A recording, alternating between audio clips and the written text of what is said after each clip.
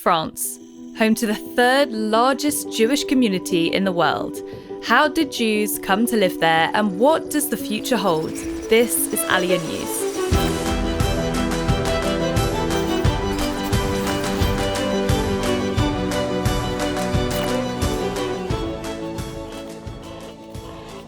France is home to an estimated 500,000 Jews, making it the largest Jewish community in Europe and the third largest in the whole world.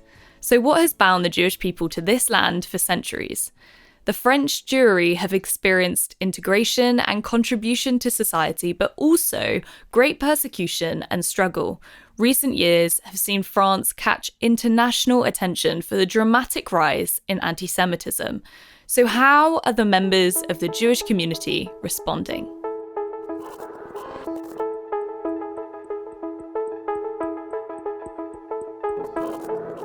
The history of the Jews in France dates back to as early as the 1st and 2nd centuries, where the first evidence of a Jewish presence comes from inscriptions and archaeological finds in Narbonne and Ars. Jews likely arrived in what is now southern France, the Provence region, during the Roman Empire, either travelling as slaves following the plunder of Jerusalem in the 70 AD or as free merchants. Some were freed to work as tradesmen, eventually developing wide trade networks. At the time, the Jewish merchants could travel relatively safely along Roman roads and tended to settle in port cities. A letter from Gregory of Tours I in the late 6th century mentions Jews living in Marseille, and early church councils issued reports which indirectly confirmed Jewish life amidst their communities, often banning intermarriage and business on Christian holidays. Jews often stayed because they experienced relative religious tolerance under Roman law.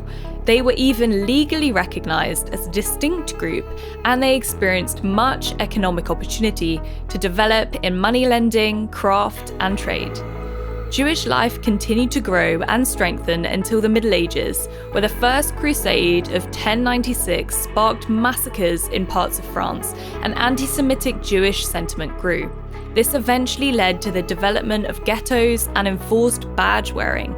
By the 13th and 14th centuries, King Louis IX banned thousands of Talmudic manuscripts, and Jews were expelled, let back in, and expelled again, finally being officially banned from nearly all of France. However, the few regions of Provence, Lorraine, Alsace, which were under different laws, maintained small Jewish communities. For the next close to 400 years, Jewish life remained heavily taxed and restricted, only existing in regions under Germanic or papal rule, or as Jews practiced in secret, hidden under the disguise of Christian conversion. It wasn't until 1789 to 91 that the French Revolution brought citizenship to Jews, being the first country in Europe to do so. Jews became increasingly an integrated part of French society, contributing to fields like science, philosophy, arts, and politics. However, anti-Semitism grew steadily, setting the backdrop to the famous Dreyfus Affair in 1894 to 1906, in which Captain Alfred Dreyfus, a Jewish officer, was falsely accused of treason, unleashing the full force of anti-Semitic rhetoric and abuse. The course of the next 30 years would see the rise in Nazism and its integral anti-Semitic ideologies, which took hold throughout France. After Germany invaded France in May 1940, the north became occupied by the Nazis, including cities such as Paris. Whilst the south was officially neutral, collaboration lists existed, implementing anti-Jewish laws and assisting deportations. During World War II, 76,000 Jews in France were deported, most of which were murdered in concentration camps. And by the end of 1945, the estimated 180,000 to 200,000 remained in France, including those who survived deportations and those who returned from camps or hiding. However, many felt that France had failed them, leading to a significant number immigrating after the war to Israel, the United States, Canada, and South America, amongst others. For those who remained, life resumed in France, and following Talmudic and biblical teachings, their families grew along with their proud sense of Jewish identity and the important retelling of the stories of survival. As the 50s and 60s came around, Sephardic Jews from North Africa, such as countries like Algeria, Morocco, and Tunisia, fled to France after decolonization, increasing the size of France's Jewish community. Today, they are spread over several major cities, with the largest communities in Paris, as well as in Marseille, Lyon, and Toulouse. Within these cities, you will find synagogues, yeshivas, kosher restaurants, and other community centres which speak of the rich Jewish heritage and culture within France. However, following the unfortunate trend, antisemitism slowly accumulated, gaining traction until once again the community was confronted by anti-Semitic attacks.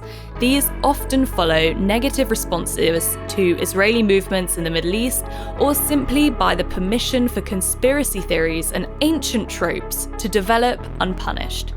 France has seen a disturbing rise in anti-Semitic violence in the last century, including high-profile attacks such as in 2012, which unleashed a new era of extremist attacks of terror against Jews, whereby across Toulouse, a Jewish school and soldiers were attacked, leaving 7 dead and including 3 children. Again, in 2015, a hyper-caché kosher supermarket in Paris was attacked by a gunman, leaving 17 dead. And sadly, this is not even scratching the surface, as Holocaust survivors, Jewish women, and children are amongst those who've lost their lives to these acts of hatred. 2023 saw the number of anti-Semitic attacks reported quadruple, and despite a small fall in 2024, it still leaves France's anti-Semitic attacks at a historic high. Since the outbreak of the Israel-Hamas war, they have experienced a 1,000% increase, according to the Jewish Agency.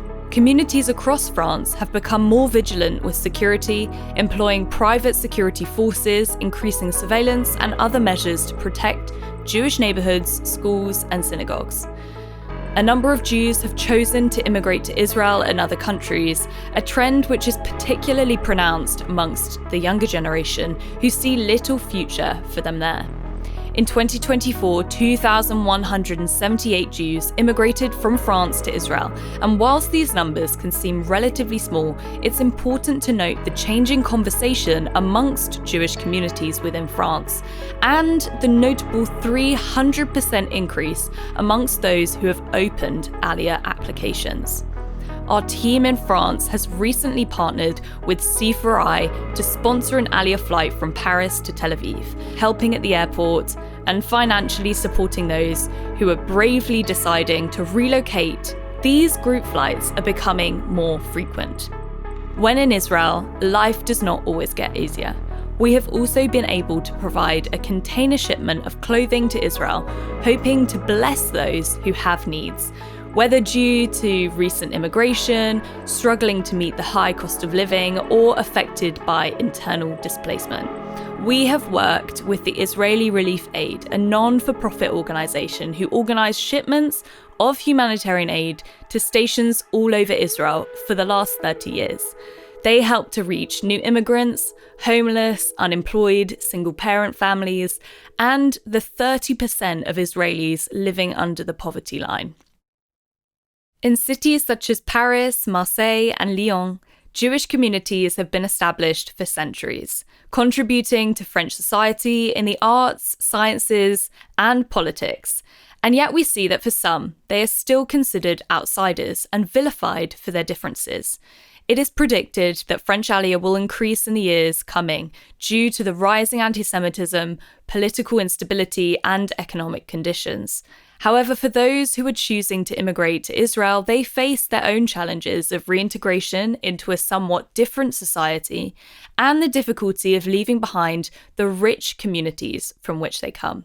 Yet we know that God will watch over and protect his people as a shepherd does his flock, and seek to call his people home to the promised land of Israel, as he wrote in Ezekiel. For thus says the Lord God, behold, I myself will search for my sheep and will seek them out, as a shepherd seeks out his flock when he is amongst his sheep that have been scattered. So I will seek out my sheep, and I will rescue them from all the places they have been scattered, on a day of clouds and thick darkness.